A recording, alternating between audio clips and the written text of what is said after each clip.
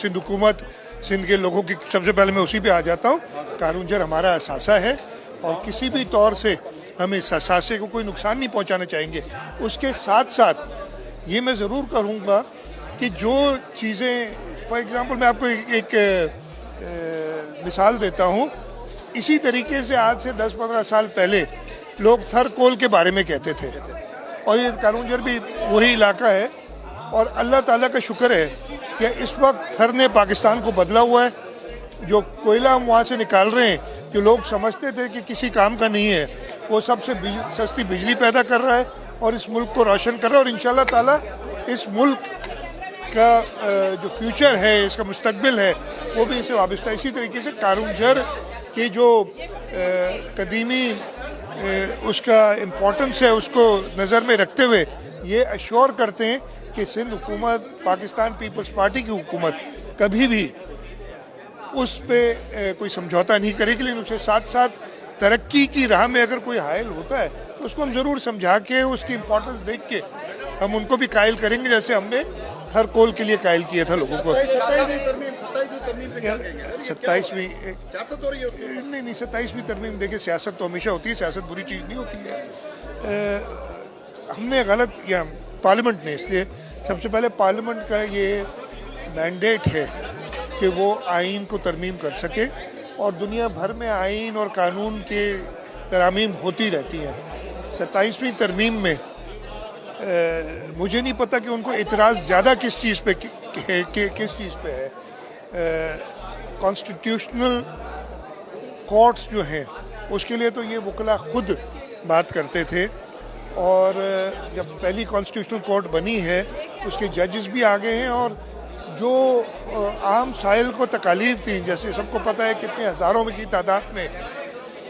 की तादाद में केसेस पेंडिंग थे, अब इंशाल्लाह ताला उन साइलों को आसानी होगी। तो मुझे नहीं समझ आती कि उस आसानी के ख़िलाफ़ हैं या उनको और क्या मसाइल हैं, और अगर कैसे मसाइल होते हैं। उसके लिए ख़ास तौर पे मुझे याद है, मेरे मलूम वालिद भी वकील थे, और मैं जब छोटा था, उन वकला की, बड़े सीनियर वकला थे, उनकी कंपनी में बैठता था, तो वो कहते थे वकील अपनी आर्ग्यूमेंट से, अपनी ज़बान से लोगों को कायल करते हैं।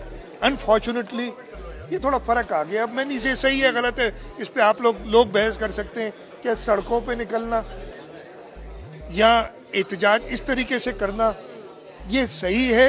ये वकला की, जो मैं, जैसे मैं कह रहा हूँ ना, मैं छोटे होते से बहुत सीनियर वकला को देख रहा हूँ, और उनकी बात ये होती है कि हम अपने दलाइल से लोगों को कायल करते हैं।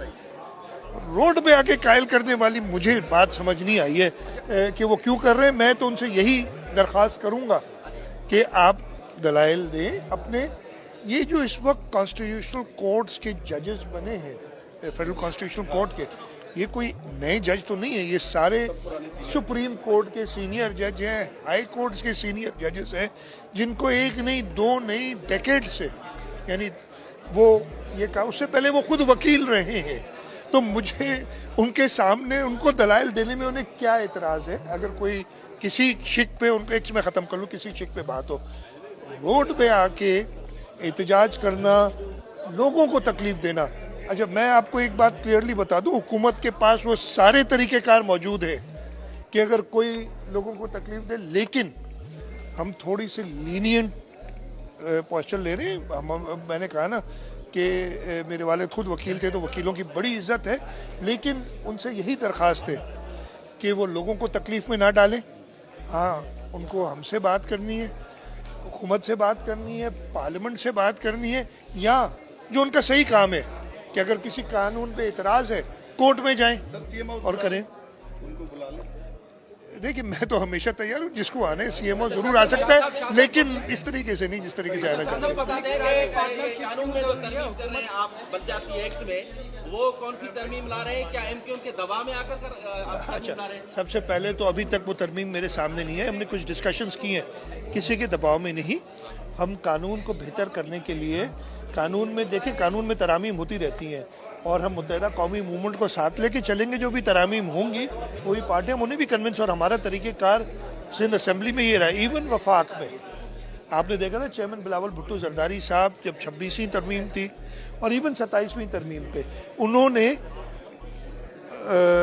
एक डिस्कशन के लिए माहौल पैदा किया, लोगों के कहा कोई छुप के खामोशी से तरमीम की बात नहीं हुई, तो ये खुलेआम आएगी, कोई ऐसी बात नहीं होगी इसमें। प्राइम मिनिस्टर ने किसी सतह पे एनएफसी की कोई बात की है अभी तक? इससे पहले एनएफसी के हवाले से कोई प्रपोजल कोई आए? प्राइम मिनिस्टर साहब ने कोई बात नहीं की है, ना ही अभी हमारा 4 दिसंबर को पहला इजलास है नेशनल फाइनेंस कमीशन का, और इंशाल्लाह ताला सूबे अपने अपने पॉइंट ऑफ, इसलिए उसमें 4 सूबे और वफाक मिलकर ये काम करता है। प्राइम मिनिस्टर का रोल बाद में आता है। पहले एक सेकंड, पहले मैं ख़त्म तो कर लूँ यार भाई। एनएफसी का तरीक़ाकार ये है कि पहले एनएफसी को नेशनल फाइनेंस कमीशन में डिस्कस किया जाता है, वो जो अवार्ड पास करती है वो सदर को भिजवाया जाता है, पास होता है। तो प्राइम मिनिस्टर का रोल इसमें मिनिमल होता है। इस हिसाब से प्राइम मिनिस्टर से गाइडेंस ज़रूर लेते हैं, हम अपनी पार्टी लीडरशिप से भी गाइडेंस लेते हैं, हम जो इस मामले में महारत रखते हैं उन सबसे गाइडेंस लेते हैं। फैसला नेशनल फाइनेंस कमीशन करेगा। आप प्राइवेट पार्टनरशिप इसके बाद आपसे कर लीजिए।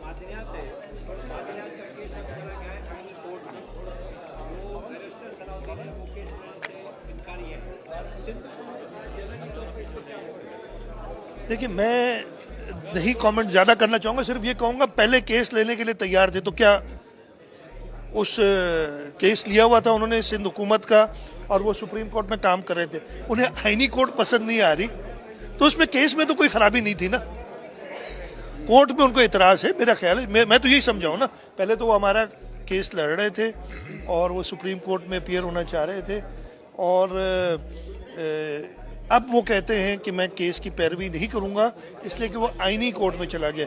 अगर उनको इतराज़ आईनी कोर्ट में, तो इससे इस एक्ट का या हमारे उससे कोई ताल्लुक नहीं। वो आईनी कोर्ट को जाके अगर चैलेंज करना चाहते हैं तो जो प्रॉपर तरीका है, मैंने फिर कहा, इसका तरीक़ाकार आईनी कानूनी होता है, और ये ख़ास तौर पे वकला को तो ये पता होना चाहिए। मैं तो जाहिल आदमी हूँ, मुझे शायद नहीं पता हो, मैं एक पॉलिटिकल एक्टिविस्ट हूँ, मैं शायद रोड पे निकला हूँ अपने लोगों के साथ, लेकिन जिन लोगों का काम दलील देना है उनके लिए नामुनासिब है। आखिरी सवाल, शाह साहब, पब्लिक प्राइवेट पार्टनरशिप क्यों जरूरी है? क्या हुकूमत अपने इदारे खुद से सेट नहीं कर सकती? यार आप जो है ना, बहुत ही माजरत के साथ, जो चीज़ हम सबसे अच्छा कर रहे हैं उसी पे आप इतराज़ करें। नहीं, पब्लिक प्राइवेट पार्टनरशिप सिंध हुकूमत या हुकूमत अपनी हाथ नहीं उठाती, करते होता क्या है, हमने प्राइवेट सेक्टर में जो एक्सपर्टीज़ है उसको कैप्चर करते हैं।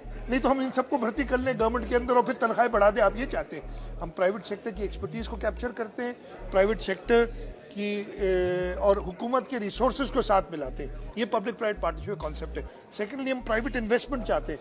उससे होता ये है कि 100 रुपये में अगर हम प्राइवेट पब्लिक प्राइवेट पार्टनरशिप में नॉर्मली 20%, 25%, 20% के करीब हम इन्वेस्ट करते हैं, बाकी 80% रेज किया जाता है। तो 100 रुपये में हम 5 प्रोजेक्ट कर सकते हैं, और इसमें तो इतराज़ ना करें जैसे